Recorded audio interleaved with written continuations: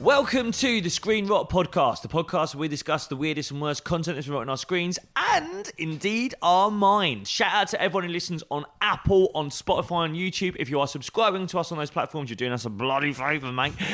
Big shout out to the patrons who pay for this podcast, the Freemasons. They're only paying $3.99 a month. They're getting an extra episode of this podcast every single week that you can't hear because you're not paying for it, you cheap bastard. The Illuminati, who are paying $5.99 a month, they're in the group chat, they're getting priority access to tickets, and they're all wearing a free hat on their head after 28 days of being signed up. Big shout out to Eugene, who does our Twitter account. He may indeed be the son of God. And a massive shout out, a big wink and a kiss to the ladies who listen to this podcast, who I can confirm are the most gorgeous and indeed sexy ladies in the United Kingdom. And I'm here with Jake Farrell.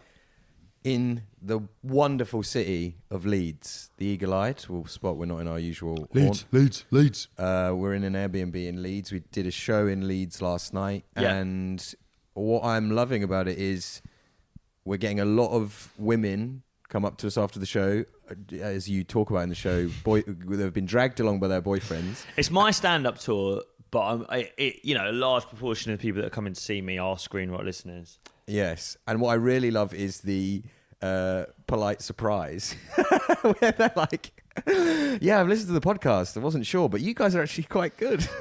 He's made me listen a couple of times, but I actually had a really good time tonight. Bless him. Valentine's Day. We're in Salford tonight, yes. And on Valentine's Day there will be 150, so like 75 poor girlfriends who've been dragged along to some fucking idiot on a podcast. No, trust me, babe, it'll be funny. No, he's funny. He is funny. My boyfriend went to university and was looking at mortgage rates 6 months ago. Now he keeps talking about bloody beaver. There's a support group, or it's like, when there's that really controversial thing where it's like kids get referred to the Prevent service if they think they're being radicalised. Is your boyfriend looking at Bevo on the internet? Contact Prevent. Is your boyfriend wearing a hat that says Rotter on the top? He could be part of the terrorist group, the Screen Rot Podcast. We are, yes. The juggalos are looking at us and going, that's a bit much. We're on the road. We're having a very good time. First of all, thank you to everyone who's been coming to the shows. You've been the most fun audiences I've ever had come to see me perform, and I'm very grateful to everyone who comes. I hope you're all having a good time. We've done Birmingham, Leeds last night, Salford, Crawley tomorrow. This is going to come out in like 13 days, so I think we will still have after that. After this comes out, you could come and see me in Luton. You're coming to that one? I am. Fucking Luton. I think it's just Luton and Folkestone left after that, actually. I did enjoy you coming to the realisation in real time last night. You kind of were like, when we go to the big cities and loads of people come, it's way better. And I was like, yeah, that's how it works. Yeah. Well, that was it. Loads of people. I don't want to slag anywhere off, but like I've done Aylesbury and like places like that, and it's like 50, 60 people, and you're like, this is all right, but I mean, and then you get to Leeds and there's like 100 or so, you're like, oh, this is better, and you're like, yeah, because more people live there. And then I was like, yeah, well, it's only big cities from here on out, and you're like, and Luton. Although Norwich, I think this is going to come out the day of the Norwich show. Love to have you there. Thanks you, all of you coming. We're having a good time. Last night, we had a good one, and then we went out and got a curry. It's an interesting thing of like, because we're obviously in our early 30s. I've got a family. Mm-hmm. You have like a full-time job and a wife and stuff like that. So we don't live like this. Do you know what I mean? Yeah. It's like, this is like kind of, we're in this weird little Airbnb. It's nice, but I mean it's tiny, and it's like it feels very student, doesn't it? Yes. Just the two of us sort of like lounging around in our socks, making cups of coffee and sort of swearing and farting at each other. And it's like we don't usually live like this. And it's funny, like, last night we had like a really good show, really fun, and we were like, this one, let's have some beers after it. So we went out, had a curry, had some beers, and it's like, wow, they're free. The wives aren't here. They, no kids. No, what are they going to do? Spent most of the night watching clips of Arsenal fan TV and laughing hysterically at Lee Judges, the bald guy who goes, "He's done it again, you fucking bastard." It's like, finally left our own devices. Like people who make a podcast about social media, sure, they could do anything. They could go to a cinema. It's a busman's holiday. Yeah. And what do we do? Sit there hunched over our phones, go, look at this idiot. We had this curry after the show, this wonderful show where so many positive people came up to us afterwards, said nice things and talked to us. Then we went to this curry house directly across the road. It was all a bit dreamlike. The curry house is literally opposite the venue in Leeds. The venue is like one of the nicest venues I've ever been to. Incredible pub upstairs. We did Simon Squibb last week, and his thing. Can I ask you a question? Do you have a dream? It's 150-seater venue. with a really nice bar upstairs, and then the curry house is over the road. It's that. And I don't mean over the road as in like 2-minute walk away. I mean over the road. Literally, it's next door to it. You can see it from the front door. I want to invest £1,000 in your dream. It's honestly about 60 quid, mate. Don't worry about it. It's 60 quid. It's actually they've got it in Leeds. It's already been done. Yeah, and so we went for this curry over the way afterwards, and like kind of talked about the show a bit, talked about the podcast a bit, and then did impressions of Lee Judges for the next 30 minutes. And then it got to a particular fever pitch, would you believe, after the third Kingfisher when we were in the cab on the way home. And Jacob was doing an impression of Lee Judges getting angry with his own phone for a bet not coming in. And I was laughing so hard that I looked at the taxi driver out the corner of my eye, and he went tutted and rolled his eyes. I will say, I think up north, and I've noticed this when I've been up north like for shows and stuff, the cab drivers, I think people treat cab drivers better up here. So I think they treat everyone better up here. Yeah. That's 100% true. But I think the cab drivers feel a bit less kind of indebted to their customers, and they're just like, we can do what, you know. Like in London, they're sort of silent, and there's that mental thing on Uber where you can be like, don't talk to me. Yes. Like, what the fuck? Whereas up here, you get in the car, they do chat to you. Yesterday, we were on the way to the show, and the guy did start chatting to us, and he was talking about how cold it was and whatever, and we were like, yeah, but then we had some stuff to talk about the show. Yeah. So we were like talking about like, you know, fucking work stuff. So he was like, oh, they're not talking to me. So the cab driver got bored, didn't he? And just started singing to himself. He was like, well, fuck you. If you're not going to talk to me. And he had like an oddly beautiful singing voice. Yeah. He wasn't doing Dua Lipa, he was just doing tunes. Mate? We're just doing an instrumental.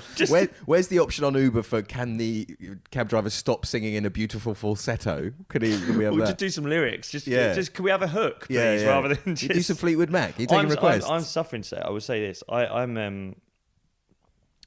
I've noticed since I did dry Jan that I'm struggling the next morning after beers much more than I was previously. Right. A bit today. I had it on Monday. On basically on Sunday, I had like a sort of like family day, me, my missus and the kids. Yeah.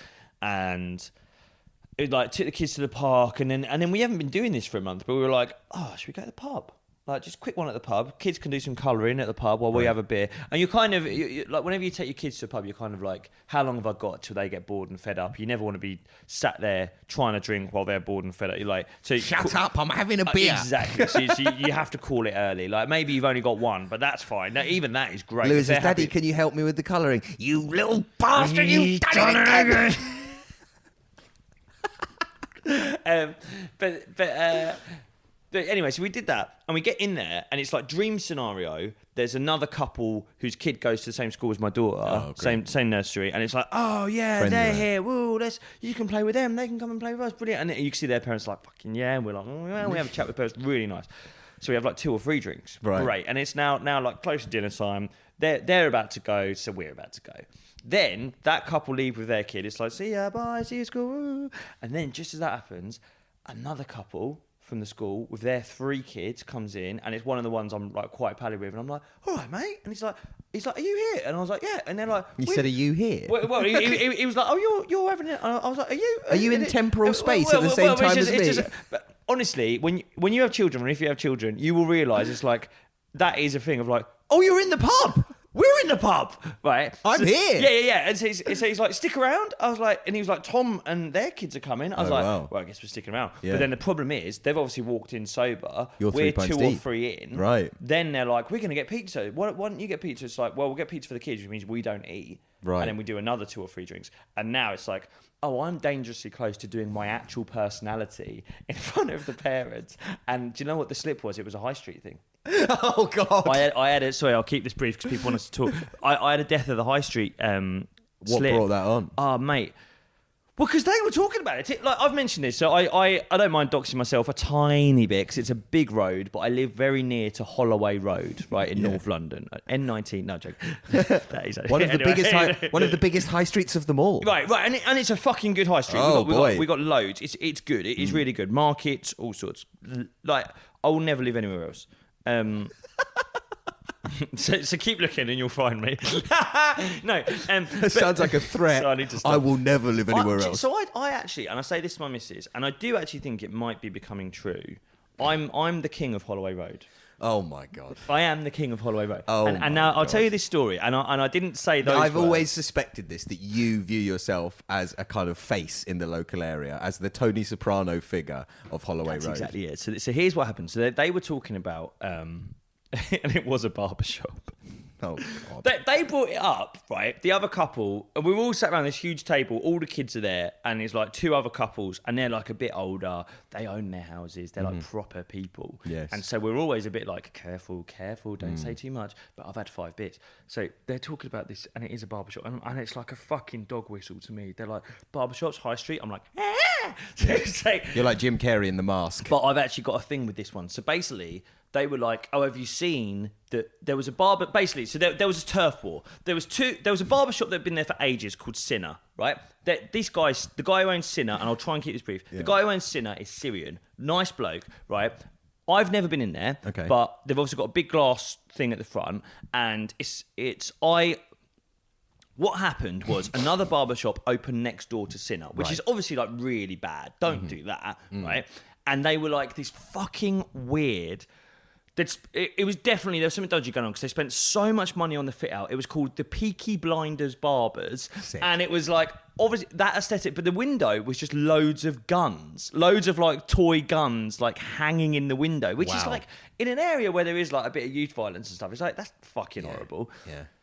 So and that's when I noticed this, and so that's when I'd never been in Sinner, but I started nodding and saying hello to the owner Out of solidarity out of against the solidarity. Peaky Blinders That was barbers. never explained, and my girlfriend kept saying that. She was like, "You've never explained to him that you wave at him because you're being like, it's not nice what's happened." I'm nodding at you because I have an appreciation I of gun did it violence. so much that he went from being like, "Huh?" Like he'd be cutting someone's hair like, "Hello, hi," to being like, "Hi," to being like, "Hey," like, and now he follows me on Instagram. We're like proper mates now. Never spoke to the guy in my life, but this Peaky Blind, and I every time I walk past it, I do think of myself as the Tony Soprano of my very small section of Holloway Road. I will also say there's a guy who lives near me who has a really big Doberman, and I think if there was ever a thing about it, I'd be like, yeah, fair enough. The Doberman's the king of Holloway Road. Okay. But anyway, so I was a bit like, this isn't fucking right. It's Peaky Blinder Barbers. It's fucking shit. And like all the guys in there are like flat peaks and it's obviously not an official Peaky Blinders Barber. They've not applied for the license. I'm explaining all of this. What I'm saying to you, this is deranged.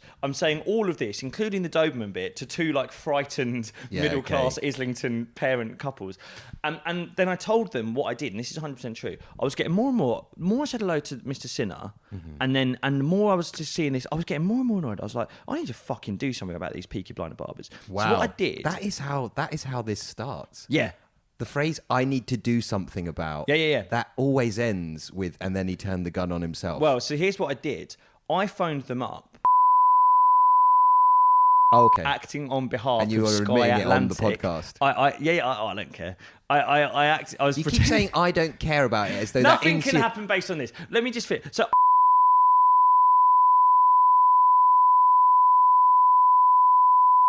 copyrighted name. Yes. You are committing fraud. We are sending people down. And the guy, it was like some Italian guy. He was like, You're working on behalf of Sinner. I fucking know that. And I was like, no, I'm fucking not.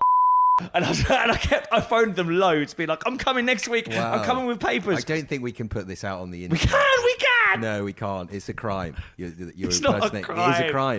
They were impersonating the Peaky Blinders. No, you I'm allowed can't to put this impersonate. It's a crime. It's not a crime. You are confessing to a crime. That's not a crime. It is a crime. Stop saying it's not a crime. It fucking is. You can't impersonate. But I wasn't impersonating a specific being like, I'm Mr. from Oh Lawyers my and- God. We've obviously got to cut all of that No, out. we haven't got to cut We have that to. out. But these other... No, we don't. We have to cut it out. That's not a crime. It is a fucking crime. Stop saying it.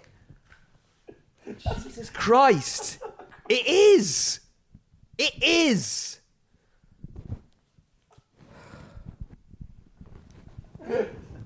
Talk about Gary's economics. These couples were just like, they were like, you did what? Right, hello everyone. Sorry, we had to cut there. Basically, I was on the phone to a barbershop who I'm not going to name again, who aren't trading anymore. I said something on the phone to them that we've done some Googling, and it's a bit of a legal grey area, and I shouldn't have told that story on the podcast. And it was all good-spirited hijinks that just strayed into a legal grey area. I didn't know. I'm sorry. Look, let's wrap this up. Basically, I was at a table of other parents, and I said something that, would you believe, we can't even put on YouTube. So if it can't be said here, probably shouldn't be said around the parents of kids who go to the same school as my daughter. Anyway, silly old Jacob, let's get into the podcast. And it is a funny thing to have done, but it is a funny thing that is in a legal grey area, and that's why we can't talk about it. I think it's a real laugh, and I think I would just say morally. And this ties into this week's topic. Yeah, that's why you told this story. Honestly, I made a note on my phone while I was going for a shit earlier, being like, tell the story about what you did to the Peaky Blinder barbers, because that's the kind of thing that Gary's economics does. Right. Robin Hood. Okay. It all ties in the end. Yeah. We're really sorry. Sorry for ourselves. This week we're talking about Gary's... I'm not sorry. I've got nothing to be sorry about. It's me. Sorry for my personality. This week we're talking about Gary's economics. Bosh.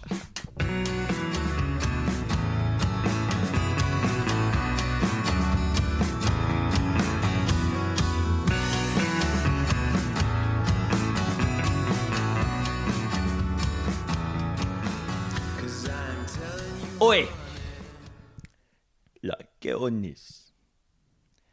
Gary's economics was one of the best traders in the city. But I came out the city because ultimately I believe that financial inequality is like a bigger problem to society than a load of traders just holding the money. And how are we going to buy houses in our generation if all the rich people still just got all the money? I can't stay mad at you.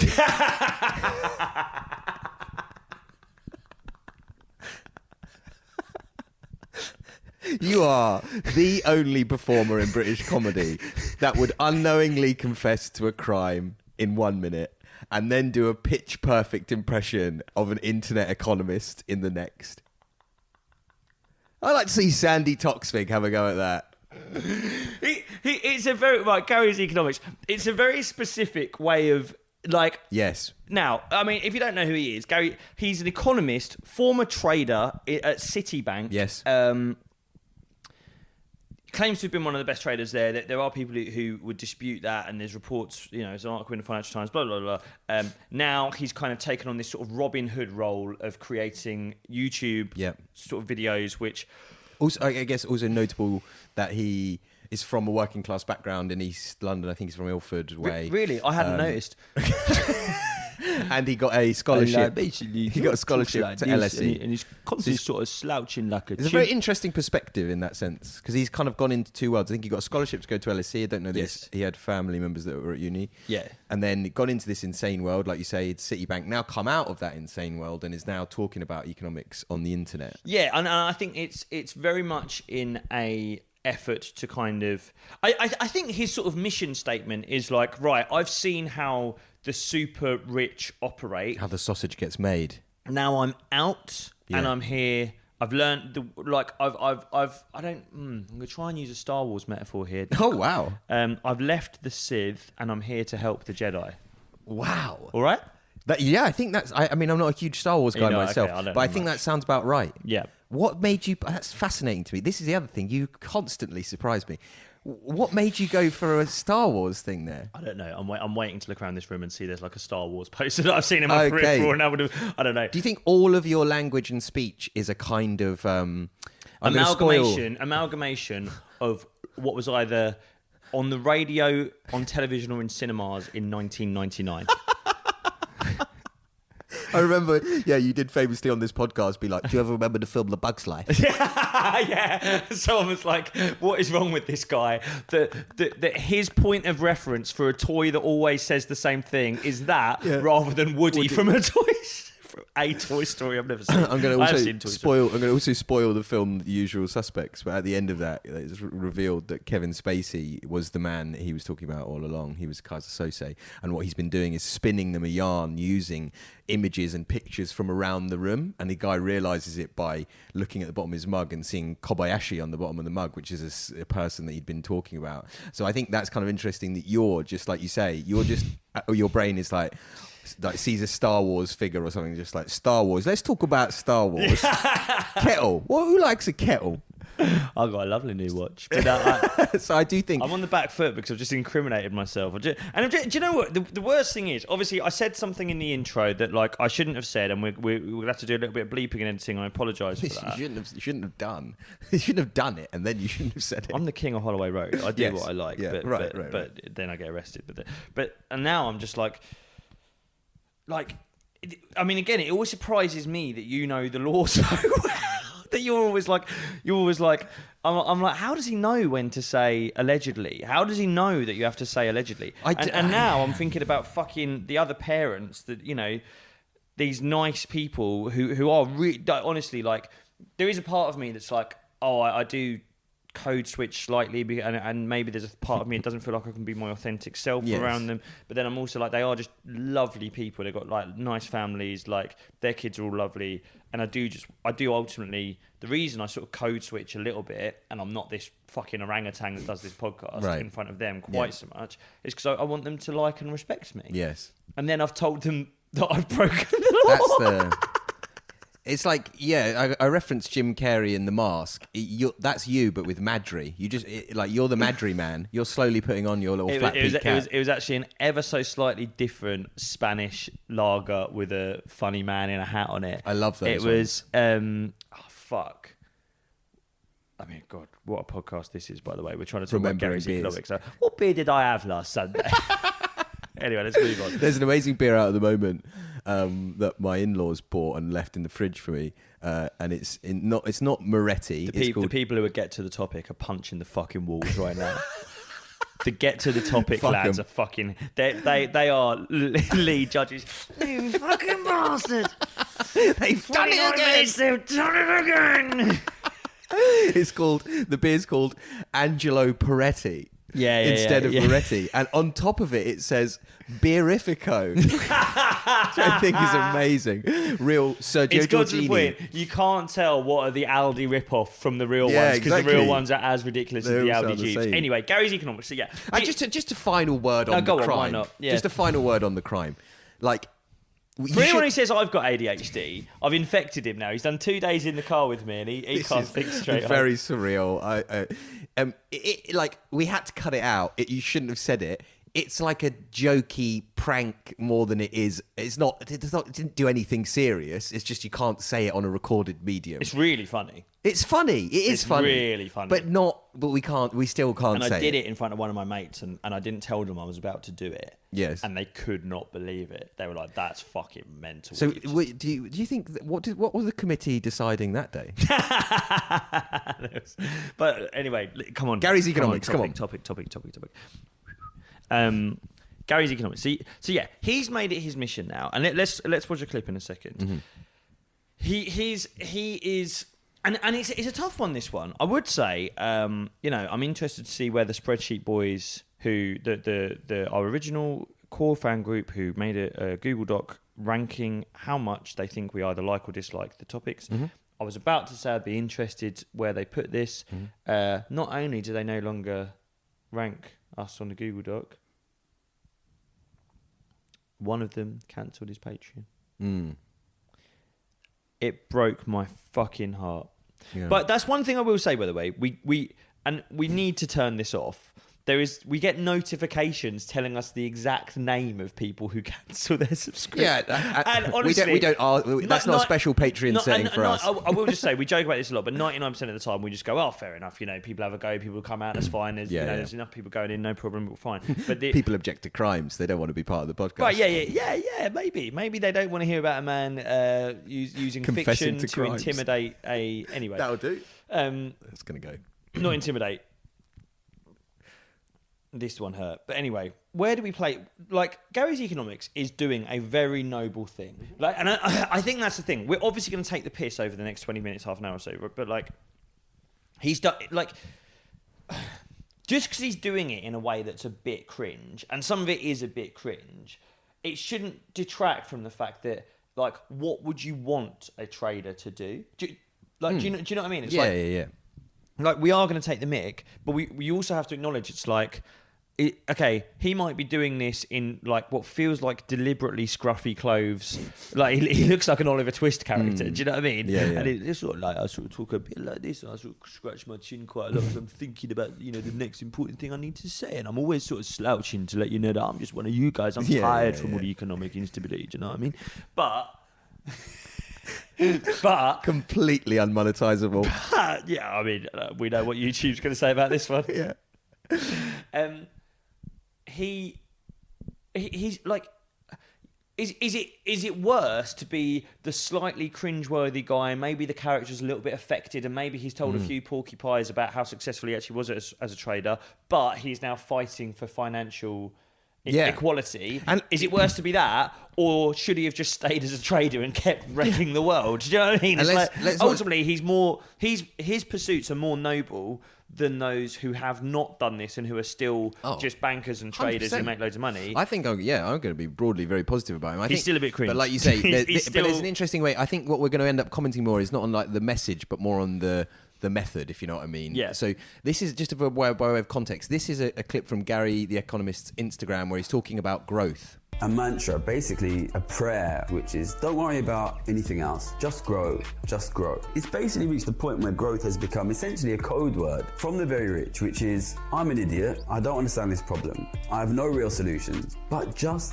f***ing grow. We hear these kinds of arguments. The problem with Britain is we're just not productive enough. If the fundamental problem is a lack of productivity, why is wealth of the richest people in the country, the richest people in the world, millionaires and billionaires, why are these people's wealth exploding through the ceiling?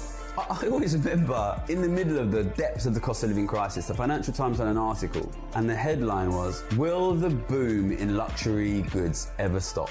If you live in a country and a world where living standards of ordinary people are collapsing and living standards of the richest are exploding through the roof, stock markets are exploding to new all-time highs, the gold price hit a massive new all-time high yesterday. Yeah. Do you really think the problem is productivity growth? Do you not think there might be? I will just say one thing about this guy, and I've done a bit of research on him, like finding these clips and stuff. Like some of the clips are like 12 minutes long, and it's just that for 12 minutes. Just, and that's the thing, when obviously the richest people in the country, and they've still got lots of money, like in terms of like inequality, and it's like, I don't know what he's saying. Like I don't really understand what he's saying. Like I get the gist. I get the gist that like rich is bad, and it would be better if it wasn't like this. I couldn't tell you. Well, I mean, he's selling a book, basically. I can tell you that. I know that he is selling a book and he's selling tickets to a live show. Mm-hmm. I don't know the specific outline of the plan of like, okay, if not this, Gary, then what? But then it's like, he's not a fucking politician. He doesn't need to have the master plan, does he? He doesn't need to have the answer. And I think it says, like, and this is, I've sat here taking the piss out of him and doing an impression of him for the last 10 minutes. It says an awful lot about, like, our generation that, like, a hero emerges from the city, unplugs himself, came from, like, a poorer background, and so you'd understand if he did just say, fuck this, I want to stick with the money, please, like loads of other people do. He has unplugged himself, and he's trying to save us, and I'm sat here going, looks a bit silly, though. Don't he look a bit like a chimp? What's that hoodie all about? But drip check. Fuck me, audio listeners. Like, and I do, and this is a bit of the I do think it's a bit affected. Like, he's sat there, and I'm sorry, I just do believe, like, that video, I think it's filmed at home. It's filmed in front of, like, what feels almost like a deliberately sort of small kitchen. Do you know what I mean? I don't know. And he's got this bobble hat on, which is a bit fucking Fagin, isn't it? And then sort of t-shirt over long sleeve t-shirt. I don't know. It's like I just think with any sort of social media content nowadays. Shall I just go? Oh, sorry. Yeah. Sorry, I've watched. You're like processing it in real time, but you just keep getting to the end of a point and being like, well, then there's this other thing as well. It's because I've watched him doing 12-minute videos, and then yesterday we did a Patreon episode about Russell Brand, who will spend 9 minutes asking a question, and within the 9 minutes will somehow both acknowledge and deny the accusations against him. Go on, what are your thoughts? Well, I think it says more about us than it does about the world. Like, Gary is basically right about everything, and I really respect and admire the moral urgency with which he talks about this problem. Yeah. And I really like it when people are irreverent as well. That's what this podcast is kind of based on. He doesn't hold any kind of admiration for hierarchies. He doesn't kind of like, he says in there, like, if you think this thing, you're an idiot. There's a crypto thing we're going to watch in a minute where he's just like, you're an idiot. And I just rate that. When people are idiots, just call them idiots. He's a smart guy. He's not going to sit there and be quiet. He's quite combative. I like that. But the media, in order for someone to like share this message, which is not something we hear in our right-wing media quite a lot, you have to be like, he's had to wear a bobble hat and be like, I'm the cool economics guy. But did he have to? I think that's the question. But I think that's the brand, and I think that the brand, like, you have to have a brand and you have to have a recognizable silhouette, like we've discussed. Well, and his kind of method of communication, what he's saying is completely true, and I really respect. But he's saying it with the intensity of someone on quite a lot of gear at a Bristol house party, and I find that off-putting. It's very Bristol. It's very Bristol. It's very Bristol. It's very like, obviously, like, drum and bass is cool, but. You ever thought about how like financial equality could be cool as well? Yeah. Like, obviously, like I love this free party as much as you do. Like, but imagine if we owned houses, bruv. Like, just give me the pill and shut up. Obviously, drum and bass is cool. It's so funny. Yeah, I can literally picture myself at like some kind of like free party or squat rave, like sat with this guy at 6 a.m, sun coming up. You can hear dawn chorus, and he sat there, and like I'm looking at him, but also looking down at the joint in his fingers, and looking at him and looking down at the joint in his fingers, being like, oh, fuck, you're going to keep speaking until you pass me that, aren't you? Yeah. That's burning out. Can I actually have a bit of that? Yeah, you're making a lot of sense, and I think you're right. Please pass me that.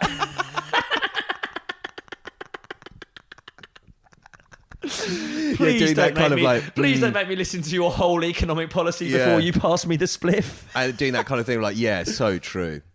Yeah, no, definitely, yeah. Yeah. Definitely. Yeah. You don't actually need to expand on your point any further, because I've agreed with it now. Yeah. No, I think Kendrick's performance at the Super Bowl was important for the culture. Yeah. He really did show him.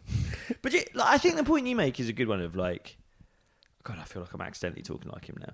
But, it's a good one. But no, he like, I'm a little bit skeptical of the fact that he is, for want of a better term, playing the game, right? Like he is. He's doing the hard flash cuts, right? He is speaking. Why don't you like that? Well, I innate skepticism, I think, and there's a part of it's very hard for the bit in the back of my brain going, are you doing this to free us all from financial inequality, or are you doing this to sell your book, to get subscribers to your YouTube? Bit of both, I think. Maybe, and look, ultimately, like I said earlier, who gives a fuck? Yeah. If the mission is pure, which we believe it is, then have some fucking YouTube subscribers. You shouldn't have to do it for free. Yeah. But I will, and I will contrast it now and point to myself as a bit of a hypocrite. There was another guy who spoke very differently to this, but wanted the same thing 5 or 10 years ago, in Jeremy Corbyn, who didn't play the game, who didn't have the right flash cuts on his videos, didn't wear the right clothes, was like, I don't want to play the game. And I and it's funny actually, we're about to watch a clip from Politics Joe. I did Politics Joe, right? They didn't make many clips of my appearance.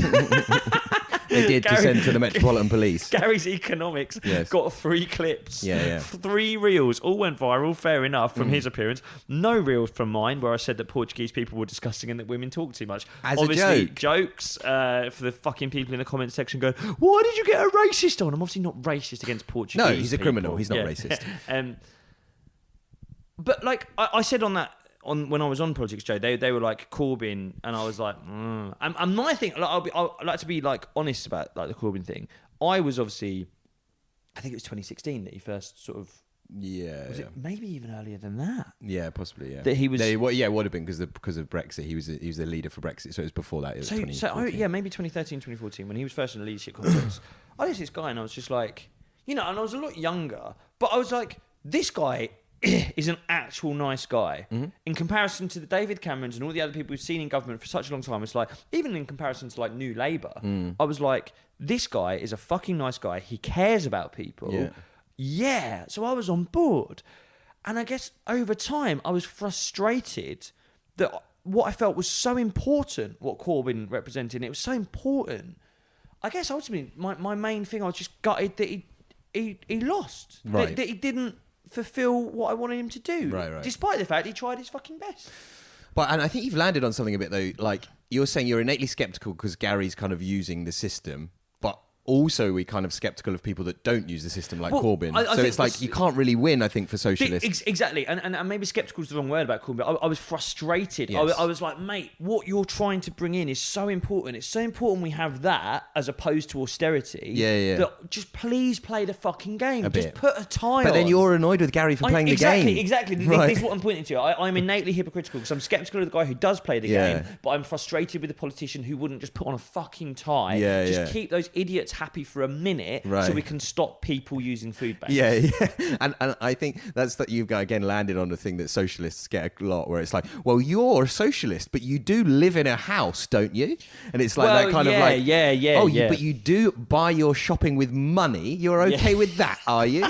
Gary, and he's quite good at that. He's just like, fuck off, you're thick. I'm not going to listen to you. I'm not going to engage with that. Yeah. And like you say, he's probably the most relevant voice to talk about inequality in this country, because it's not been a big focus of the current Labour government since Jeremy Corbyn. And like you say, and I actually talked to a mate about this recently, because like you say, I have a bit of bitterness now about how it ended, insofar as it was a really exciting moment, and I thought we were going to get somewhere. And 5 years later, it doesn't feel like we're like, I voted for Labour. I voted for Jeremy Corbyn twice in both election campaigns. I voted for him twice in both leadership campaigns. I'd do the same again. But like you say, it's that bitterness or that slight frustration of like, fuck, there was a moment there.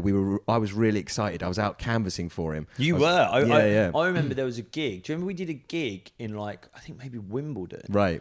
Do you remember this? And it was like in a theatre. Yeah. Mad. Fuck knows where this was. And I remember you and me going to a Turkish restaurant and drinking red wine. Yes. Do you remember that? Oh my God. And I remember you were like, I need to be up in the morning. Yeah. And I was like, why? And you were like, I've got to fucking like clean my shoes, get dressed up and go out and canvass. Yeah, right.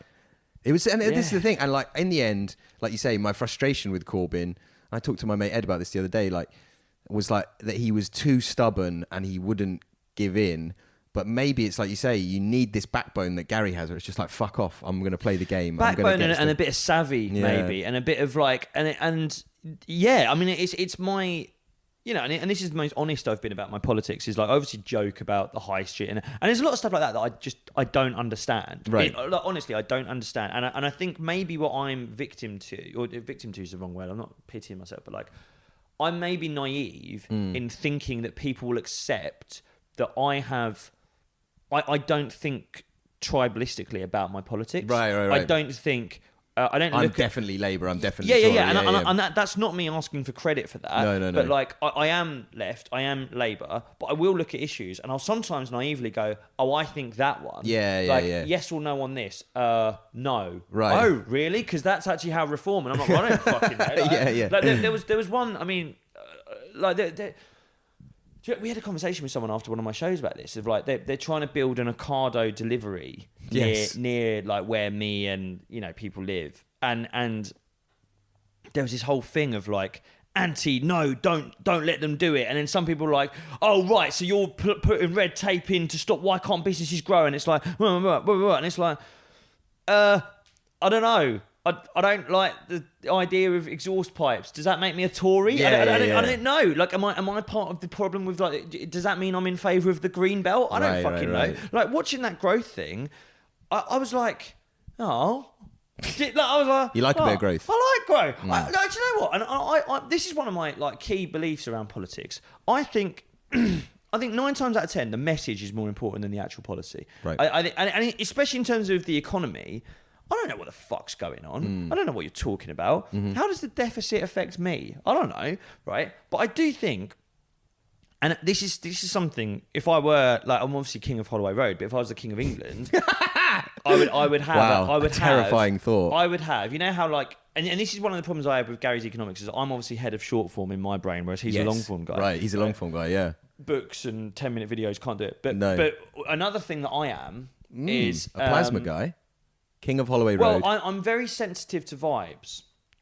Wow, this is amazing. Okay, great. And so if I was like king, president, prime minister, whatever, in charge, one of the key things I would have in my cabinet, I would have a vibes officer, because I think vibes are more important than anything that actually is happening. Yes. In terms of like the numbers, how much money do we have? Is there a deficit? No, Who's who cares? Germany? Who cares about What that? does Greece owe to What's who? the gilt Why? markets doing? But Who what cares? are the vibes? What are the vibes? What are the vibes? What are the All vibes? of this chat, and by the way, right, my fucking energy bills are over 300 quid a month. That's not vibes. They are numbers. And those that ones. kicks me up the arse, yeah? That's bad for the vibes And that has a real effect on my finances. and the vibes. However, I still don't love the fact that for the last 2 years, everyone's been going, fucking cost of living. It's like, well, hang on. And this is like an idiot's guide to economics. This is like, he's like a trader, I'm like a moron. Right? Yeah. It's like,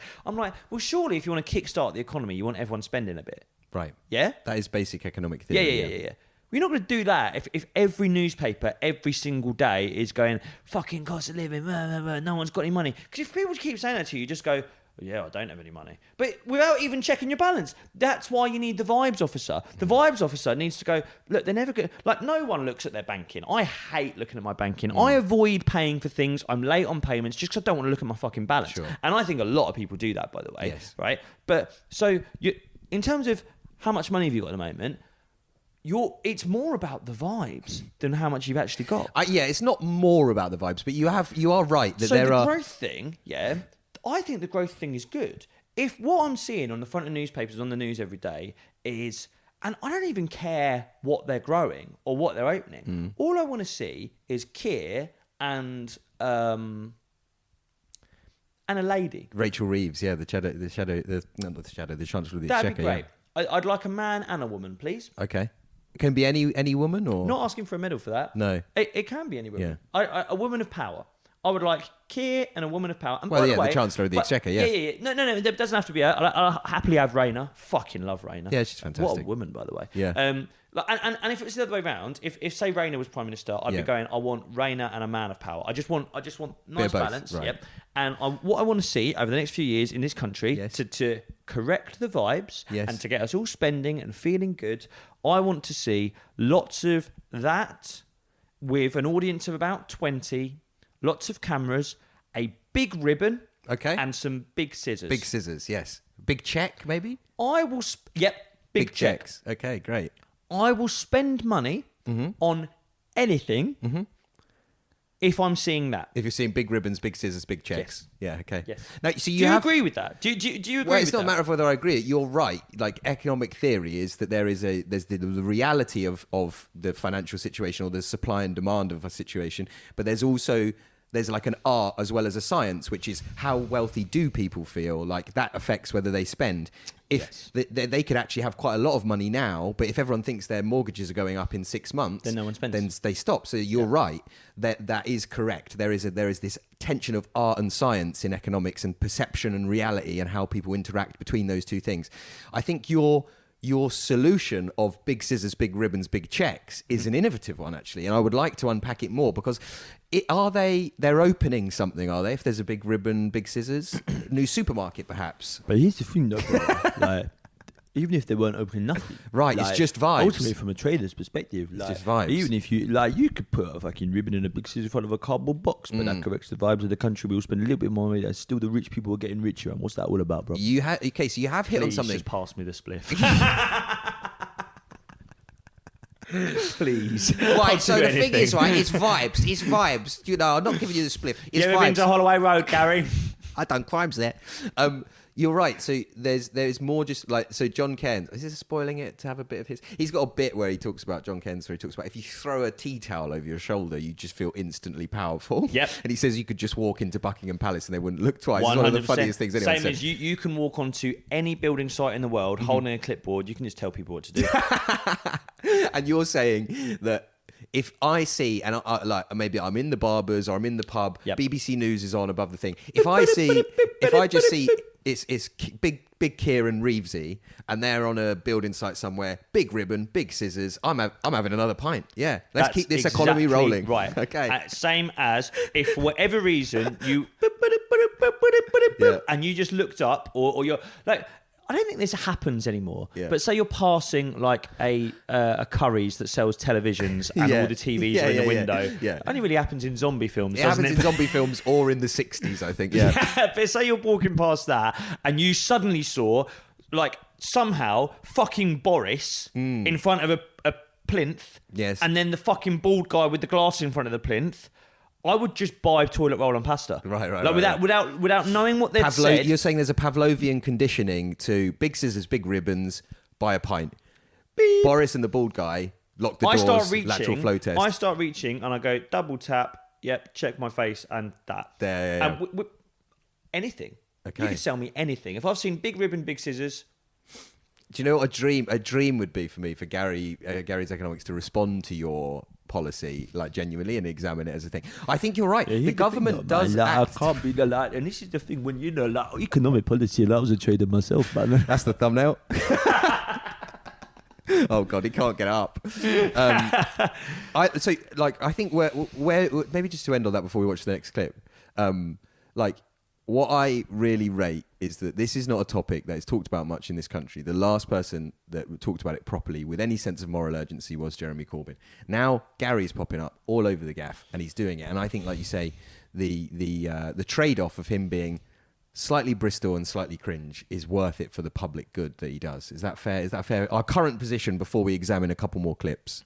I think so. Yes, but and yet I am shallow enough that I cannot stop myself laughing at him. Yes. Like, I know the id and the ego in my brain, one of them, I don't know which one's which, one of them is going, yeah, he's right, fucking hell, this is what we need. And then the other part of me is going, I have no idea what he's saying. I don't think he actually wants me to have any idea what he's saying. There are, by the way, we should acknowledge, there are like Financial Times articles and other pieces of information out there that discredit a lot of what he claims about his working history. Yeah.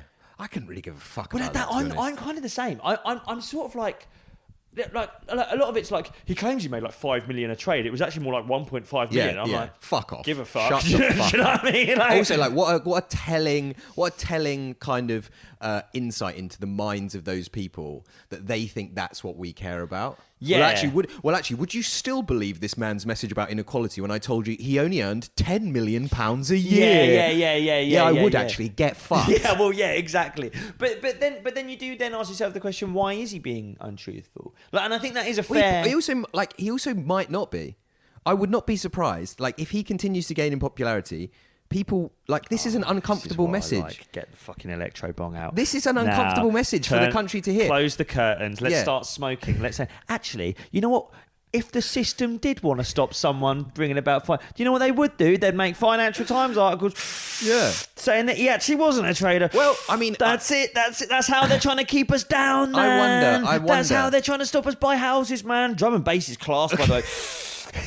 I wonder if anyone in the history of Western capitalism across various countries has ever been discredited or demeaned or defamed for talking about inequality. I wonder if that's ever happened Andrew before. Tate?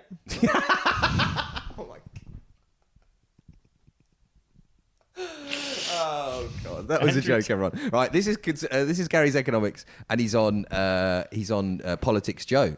People hate the Conservatives, they hate Labour, and I could have said the same about the main political parties in France, in Germany, in America, in basically every country. People hate the old political parties because they know the status quo is failing. They want something new, but in every country, including this country, who is first in line to be that new thing? And I think you'd have to be terribly naive now to not see anything other than anti-immigrant political parties taking power all across the West within the next 5-10 years. These guys will Not get the most into power. happy-go-lucky stuff, is it? They won't take action on I think he's inequality, right. Yeah, which I means know, that that's why it's failing fucking you bang terrifying. on money. living standards will continue to fall. And what would they do? What would they say? They will say this is because the centre, the more centrist factions of our party, it might be the more centrist in reform, it might be the Conservatives, stopped us from being as serious on immigration as we needed to be. Yeah. So after they reduce immigration to 0 and that doesn't work, what comes next? You got to start kicking people out. Oh. You know, and I watched the interviews of people being interviewed in Washington DC. Mm-hmm. A lot of people saying deport them. Yeah, you're so right. That's true. That's man. where we're going, right? Yeah. That is No, where. you're right. And I said it last year, and I Can said I it just 2 have years that? ago. No, That's what happens when the centre fails. oh yeah, no, you're right. Is that still lit? By the way? I can roll another one. Don't worry. But yeah. Do you know what? I can roll another one. Yeah, it's fine. Do you know what is worth saying that we haven't said?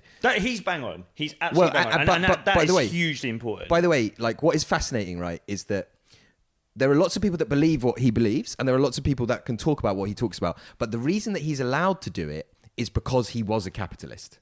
So, like, they're not interested in hearing about... Like, the media would not allow some crusty lefty economics professor from Bristol or wherever to talk about this. That's a very good point. It's because he has, in their eyes, the credibility.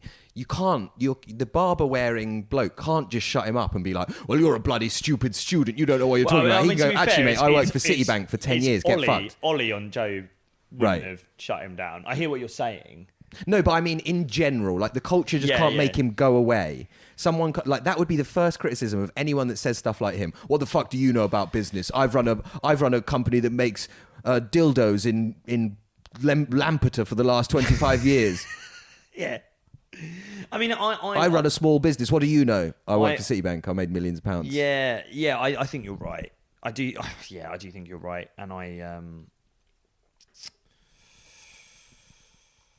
And even me, like, and he's obviously talking about something very different there. And he's talking about something that maybe I will naturally care about more because, like, that is, like, really frightening stuff. The Terrifying, idea of people, like, asking for others to be deported. And, like, maybe that speaks to me slightly more so than when he's like, the thing with economic growth, like, it's idiots saying that this is, like, the right thing to do. But well, like, so when he's talking about the real world kind of... Well, there's a bit of that. But then the thing is, I really listened to that in a way I wasn't listening to the other one. And there's a part of me that's like, is it because he's talking about immigration, which is maybe a topic I care about slightly more than like dry economic stuff? I also think it's because he's wearing a smart black T-shirt. And in the other one, he's got a silly hat on. And that's what worries me. Let's talk about this then, yeah. But in the same way that when David Cameron was like, do up your tie, put it on a proper suit and sing the national anthem. Yeah. There was a part of me that went, fuck yeah! I wanted Corbyn to do that. I wanted Corbyn to put on a fucking tie. I wanted him to sing the national anthem, and I don't know why. Yeah. I don't care about the national because anthem. we've been conditioned. I don't care about the royals, but I have been conditioned. I do like people. Like, I remember my dad saying to me once, and this was like sort of 2015, 2016, when like Trump was on the rise and fucking Brexit and Corbyn, and it really felt like we were moving away from kind of like dry centrist politics. Yes. You know, do you want the slightly left or the slightly right? Technocratic. Do you want marmalade man who doesn't eat meat, or do you want a fascist? Right. And I remember my dad. We were having a beer, me and my dad, and he was like, when I was growing up, he was like, I guess you'd say it's populism now, and maybe we're drifting a little bit further away from that, just into just fucking right wing now. But like, I remember my dad being like, when I was growing up, you just had these men in like suits who sounded clever, and he was like, they didn't really have personalities; they were just administrators. Just let them get on with it. Yeah, and it's like that's like so. My dad didn't like Thatcher. And the Thatcher thing is interesting, I think. I mean, this is the most like political we've done, isn't it? But the Thatcher thing's interesting. So I think people up north of kind of lower middle working class backgrounds, none of them like Thatcher because obviously what she did to factories and the mines and like took away the unions. But I think down south, I think amongst like lower middle and working class people, I think there's actually a lot of love for Thatcher because what she did is she sold off all the council houses. And my dad bought his council house. Bought both of theirs. Right. And so that's how a lot of people... Both like fully paid up trade union members. Well, exactly. It's same as my dad. My dad was a mechanic, and but in the southeast of England, but my dad didn't because he didn't like that she was a big personality. And it's not like, and please don't, I hope no, I'm so worried, but like now I don't want people to be like, oh, what, he didn't like a strong woman in power. It's like, no, she was a cunt. But that would really be our luck. Don't try and feminist. We get cancelled for being rude to Margaret Thatcher. Yeah, so feminists go for us because my dad didn't like that. But like my dad's point was like, can we not just have some boring people who are going to make tiny changes? But then, like, you know, you could argue with that and go, well, my dad was thinking that because he grew up in a privileged position where he could work, he could buy his council house for fuck all money. In retrospect, like $3 or $4 grand, and now, you know, he's a boomer and he's had it good. Whereas maybe actually we need some drastic. Maybe This is Gary's point, right? But yeah, this is his point. And you know what? I need to fucking swallow all of those thoughts in my head about just to have a fucking wash. And it's like, actually, if the world is drifting right and people want to deport people, maybe it is time for the crusties. Yeah. Do you know what I mean? Maybe embolden the crusties. Maybe normal people like me and you who have showers in the morning, maybe we need to actually get behind the crusties. Yeah. And I think that Gary's point is that the reason that it's no longer technocratic centrists kind of moving stuff around is because of the depth of inequality, right? That produces reactions. And like you say, then crusties come to the fore, like Jez, like Big Jez. Like him. Gary's a crusty. Gary is a crusty. That is the problem, though, because, and that is a fundamental problem with what happened with Corbyn. My mum and dad basically agreed with everything he said economically. Yes. They didn't like that he was a bit of a crusty. Yeah. And they couldn't really get behind him because of that. And that's because particularly the working class in this country have been conditioned that if someone's got a suit on and they kind of look smart, that they're in power and they're in charge. And the most insane thing is, Corbyn did have a suit on. He just didn't do up his top. Yeah. And then, but we're so fucked. We're so fucked.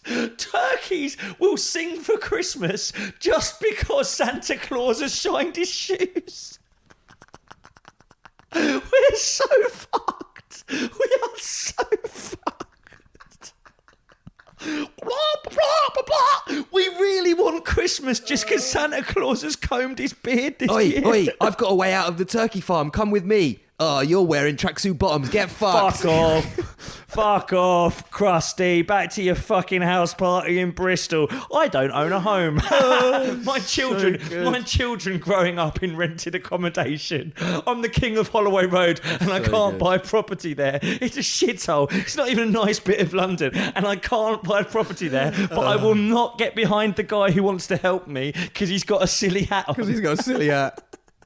Oh, it's Is that it? Are we done? I just want to talk about this one clip because he's been doing these kind of shows for schools, and I just want to talk about one facet of his personality which I think rubs me up the wrong way. But then we'll go. So this is Gary, and he's kind of doing a stage show, and this one. Bizarrely, are you sure this is for schools? I think this might be for adults. Well, I guess it's like one of those. I'm sure that school groups go. Anyone can go, but I'm just like it's kind of like it's an accessible show about economics.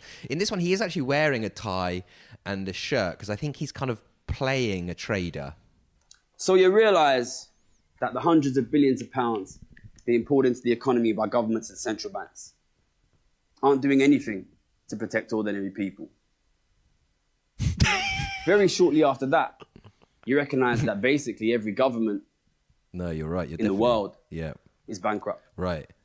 Spain, Italy, that's so true, man. Portugal, Greece, yeah. but also the UK, Greece, isn't it? the US, Japan. Can I have a token? Yeah. At that time, early 2011, You're joking about all of having a these token. He's governments really rubbing had his massive nose deficits quite a that lot were while saying all growing. this. They were selling off their assets. Now, They were going. it goes on in that vein. Now, he's an excellent communicator, Gary, I think, broadly speaking. But what I find objectionable, and this is a very small qualm, and I find it objectionable in a very range of things, is when people are like, you thought this dry subject? Well, actually, I'm a cool guy. Do you know who was the first rapper? Shakespeare, that kind of anything of like You know, that thing that was sort of like dry and a bit boring. yeah.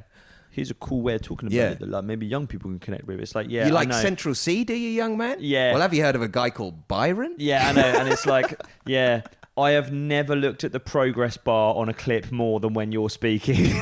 I don't mean that in a nasty way, but it is true. I found myself when I was watching anything, I was like, when's it gonna? How much? Yeah, fuck yeah. And I think it is because my brain takes me back to afters where someone has spoken to me like that, and I am just waiting for them to pass me a cigarette or a spliff, and I'm like, yeah, that's and they will have theories like that as well. It's going to burn out if you keep talking. You heard about generational inequality? What about Fortnite, young man? Yeah, That's the real.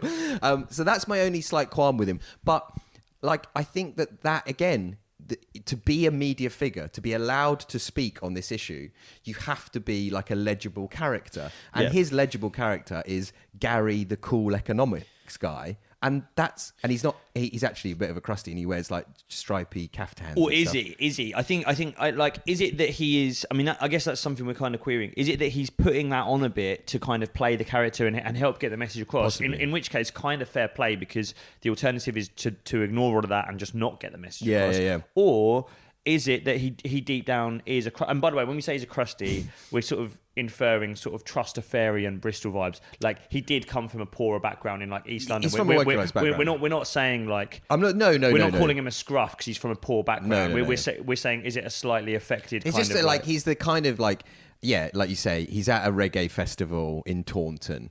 He's skanking. We haven't included any of the clips where he wears a very specific hoodie. Yes, but there is a very specific. I will put that image here. Yeah, and I will do that. I mean, look, I've taken the piss today, so I'm not going to have a go. It's that kind of vibe. He's wandering around Glastonbury in walking boots, cargo shorts, and this hoodie. And those cargo shorts are loose. Yeah, he's at Carnival. He's at Notting Hill Carnival, and he shouldn't be. Yeah.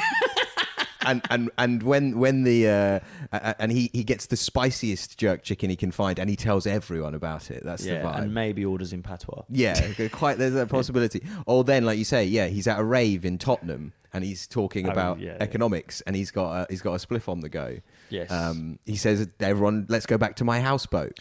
and then when you get to the houseboat, everything he says is correct. If the world would adopt his principles, your life would be better. Yeah. And yet, he just smells enough that ultimately your brain says, I would rather be as fucked as I am economically, with my energy bills over 300 quid, paying rent to a landlord in London who is earning quadruple profits on my rent. My children don't own anything. I don't own anything. I'm ultimately fucked. Yes. And I'd rather be fucked than get any closer to your armpits.